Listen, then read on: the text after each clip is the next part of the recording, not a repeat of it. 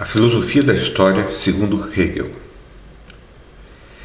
Essa exposição é um resumo do capítulo 2 do excelente livrinho de Peter Singer, Hegel.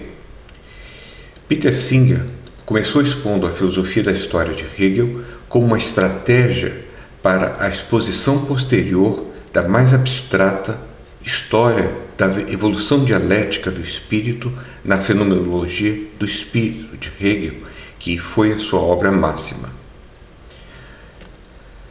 Como nota Singer, existem duas posições gerais diante da história. A posição macbethiana, segundo a qual a história não tem significado.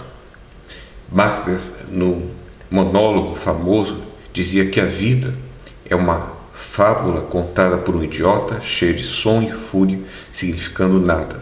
Isso seria a história. A outra posição é a posição finalista, segundo a qual a história tem um propósito. Segundo a religião, a história serve aos propósitos de um Criador, como a de redimir a humanidade, por exemplo. Hegel defende essa segunda posição, a posição finalista, a ideia de que a história tem uma direção, que para Hegel é a de ampliar a liberdade humana. A história não é outra coisa senão o progresso da consciência da liberdade. Ele começa com o assim chamado mundo oriental. Vejamos. O mundo oriental, para Hegel, era constituído da China antiga, a Índia, o Egito antigo e a Pérsia antiga, onde a civilização era ainda estacionária, ou seja, estava fora do mundo da história, fora do mundo da evolução dialética na qual a história irá se desdobrar. Só uma pessoa nessas sociedades era livre e mesmo assim não tinha uma ideia adequada de liberdade. Essa pessoa era o déspota, o patriarca, o imperador, o lama ou o faraó. Os subordinados não tinham vontade própria no sentido moderno.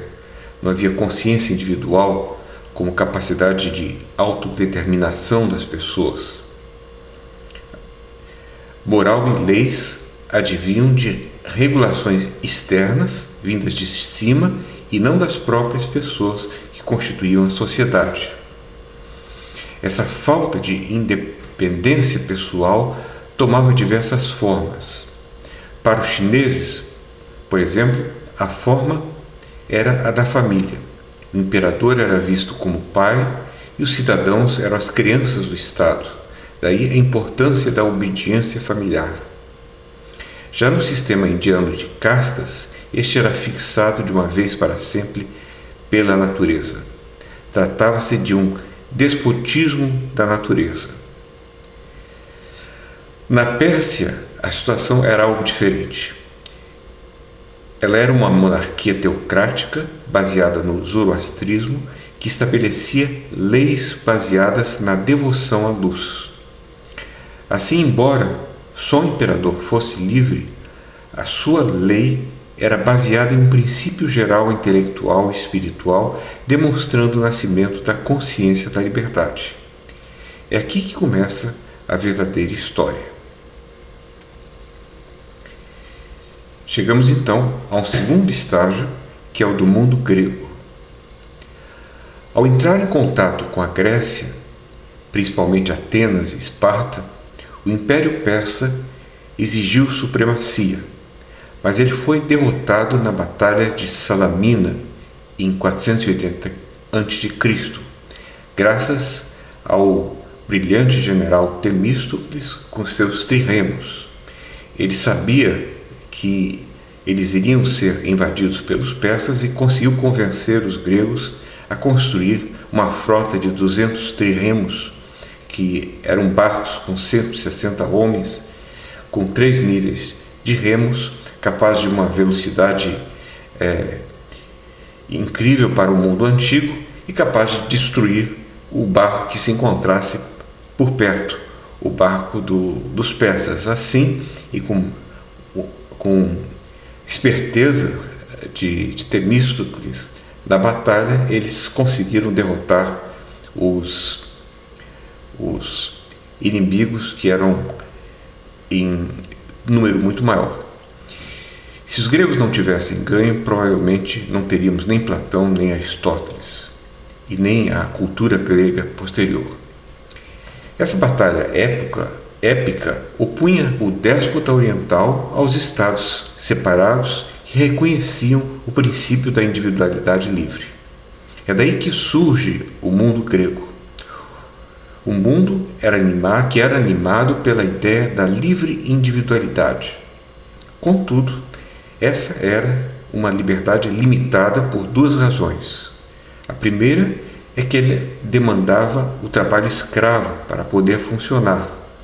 Nós sabemos que 2/3 das pessoas em Atenas eram escravos, apenas 1/3 eram cidadãos. 2. Os gregos tinham consciência social, mas não possuíam consciência individual. Ou seja, os cidadãos gregos se viam tão absolutamente ligados à cidade-estado que não distinguiam entre os seus próprios interesses e os da comunidade. A maior glória, por exemplo, era morrer em um campo de batalha. Assim, eles eram livres para fazer o que queriam, mas o seu querer já era pré-determinado pela sociedade. A sua liberdade vinha do hábito ou costume e não do uso da razão. Sintoma disso era a dependência dos oráculos. Forças externas eram vistas como guiando o destino humano dependente do arbítrio do destino. Mas a liberdade, pensa Hegel, não pode ser completamente alcançada sem pensamento crítico e reflexão. Sócrates foi quem primeiro colocou essa questão, quem colocou o dedo na chaga da espécie de liberdade grega, tornando-se por isso o inimigo mortal da moralidade costumeira e comunal, o que o levou à condenação. Sócrates exigia o pensamento crítico e a reflexão como origem da ação humana. Mas apesar de sua condenação, o ponto de vista de Sócrates acabou por ser reconhecido e incorporado à cultura, ao espírito humano. Chegamos aqui, então, ao mundo romano. O mundo romano não passava de uma coleção de populações muito diversas, sem unidade ou ligações naturais. Para que essas populações se mantivessem unidas, era requerida a mais severa disciplina fundada na força. É verdade que a ideia socrática de individualidade e capacidade de julgamento privado proveniente da Grécia ainda era mantida, e o sistema político reconhecia a liberdade individual. O problema é que essa liberdade individual era questão puramente formal. Na prática, ela não valia. Hegel a chama de a liberdade abstrata do indivíduo. A liberdade concreta, real, era esmagada impiedosamente pelo poder de Roma. Assim, o mundo romano não era um lugar feliz, pois o espírito espontaneamente livre do mundo grego havia sido destruído. Nesse mundo, a liberdade só podia ser encontrada quando o indivíduo se retraía em si mesmo, refugiando-se nas filosofias do estoicismo, do epicurismo e do ceticismo, que pregavam uma indiferença com relação ao mundo externo. Essas escolas, estoicismo, epicurismo e ceticismo, em voga em Roma, eram expressão da impotência do indivíduo que se via a si mesmo como livre diante de um poder que era incapaz de influenciar, refletindo assim o seu desespero. Para Hegel, no mundo romano não havia escape para a liberdade dentro do mundo natural, objetivo, como fazem os animais, a menos que fosse um escape pelo caminho da negatividade, pela rejeição do mundo concreto externo, e o refúgio na existência do eu, da pessoa, do sujeito apenas, digamos, para o cético. Era preciso uma solução, e esta solução veio com o cristianismo. O cristianismo descobriu algo novo, um progresso da consciência, do espírito, que foi a descoberta do homem como um ser essencialmente espiritual. Isso é um progresso na mentalidade humana, pois para seres espirituais a hostilidade do mundo natural deixa de ser tão importante.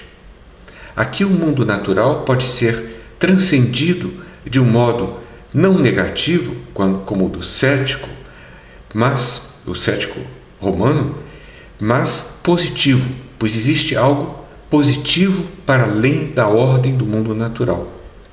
Cristo é homem e é Deus também.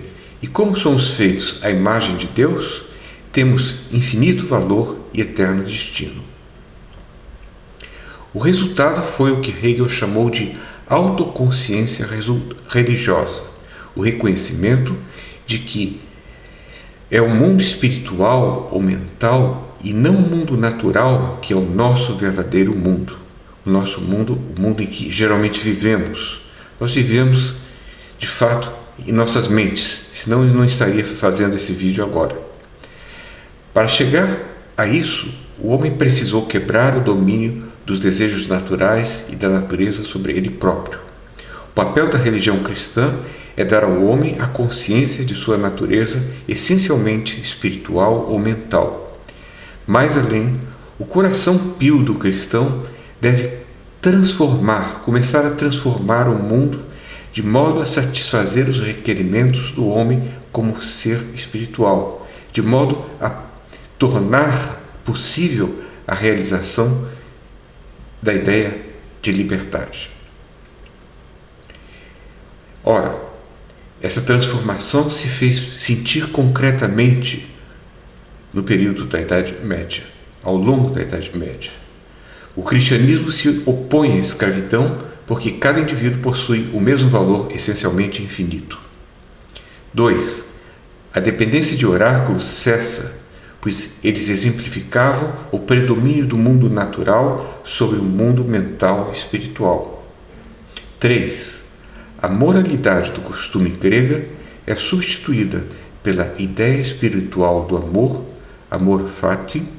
O cristianismo tornou-se a religião oficial, submetendo-se às invasões bárbaras, mas cristianizando os bárbaros, ou resistindo a elas sob a forma decadente no Império Bizantino. Chegamos, enfim, ao mundo germânico. Essa é a última fase, a do alvorecer do mundo germânico. O que Hegel chama de mundo germânico é até grande demais. Ele inclui Inglaterra e até mesmo Itália e França. Ele pouco tem a dizer sobre a Idade Média, além de vê-la como uma longa e terrível noite. Para ele, este foi um período em que a Igreja perverteu o verdadeiro espírito religioso, uma decadência que só começou a ser terminada com a aurora da Renascença, mas que só alcançaria a plenitude do sol a pino com a reforma de Lutero, verdadeiramente iluminadora dos tempos modernos. A religião católica, corrompida, estava tratando a divindade como se ela estivesse incorporada no mundo material, isso no tempo de Lutero. Isso através de cerimoniais, rituais, corrupção, venda de indulgências para a paz espiritual. Ora, a reforma surgiu como uma revolta contra essa decadência do espírito cristão. E foram, como não poderia deixar de ser, os alemães, com a sua honestidade, seu respeito à verdade e pureza de coração, que deram basta a essa vergonha. Com a reforma, com o protestantismo, cada ser humano torna-se capaz de encontrar a sua própria salvação por si mesmo, individualmente, em si mesmo, ou seja, sem precisar de uma autoridade externa para interpretar as Escrituras ou realizar rituais. Se pecamos, por exemplo, Somos nós mesmos que devemos encontrar um meio de nos redimirmos ou de nos perdoarmos, ou então de conviver até o final com o pecado, com a consciência do pecado. A consciência individual torna-se aqui, pensa Hegel, o juiz último da verdade e do bem. E esse é um progresso na consciência humana, no espírito, na mente humana. Como resultado dessa nova visão protestante, todas as instituições, leis, propriedades, moralidade, governos devem ser transformadas de modo a se conformar aos princípios da razão, sendo tais instituições livremente escolhidas pelos indivíduos. O iluminismo francês defendeu esses princípios da razão, dando lugar à Revolução Francesa e depois, infelizmente, ao Reino do Terror. Mas Hegel tem uma explicação para isso. O reino do terror não aconteceu porque os princípios da razão eram falhos, irrealizáveis, e sim porque tentou-se aplicá-los em abstração da disposição efetiva das pessoas.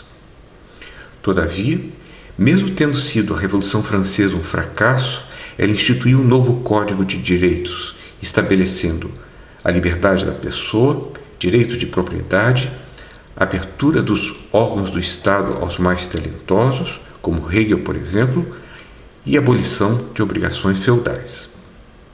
Com isso, Hegel achava que na Alemanha de seu tempo a ideia da liberdade havia alcançado, enfim, a sua consumação em uma sociedade racionalmente organizada. Existia um monarca, sim, mas ele tinha, na prática, pouco a decidir. Talvez não tão pouco. Importante é notar que, uma vez que o mundo esteja racionalmente organizado, a liberdade subjetiva, a nossa consciência livre, a liberdade do pensar racional, passa a coincidir com a liberdade objetiva, pois tal organização permite aos seres humanos que eles fiquem livres para escolher agir segundo a razão, segundo as alternativas dadas pelas leis e pela moralidade social racionalmente avalizada. Isso correspondia à realização da liberdade na história. A liberdade da razão humana podendo ser objetivada em uma sociedade racionalmente organizada. O real como sendo racional nessa sociedade. Para terminar, uma reflexão de 10 centavos sobre nós mesmos. Talvez Hegel tivesse mais razão do que parece ao considerar a sociedade alemã de seu tempo livre. Se essa sociedade era bem estruturada, refletindo a vontade de seus cidadãos, então pode ser que, mesmo sendo uma monarquia, ela fosse livre, posto que a razão de seus cidadãos, ou seja, a sua liberdade subjetiva, era capaz de coincidir em muito com a possibilidade de sua realização em uma atividade social racional, em ações racionais, em ações mediadas pela razão. Algo muito diverso parece valer para uma sociedade como a nossa, pois apesar de possuirmos democracia e de não haver censura, praticamente, estamos muito longe de sermos livres no sentido hegeliano. Afinal, nós vivemos em uma sociedade corrupta e irracionalmente organizada, ou muito pouco racionalmente organizada, onde a liberdade subjetiva do indivíduo não tem como se realizar como liberdade objetiva na forma de uma atividade social racional.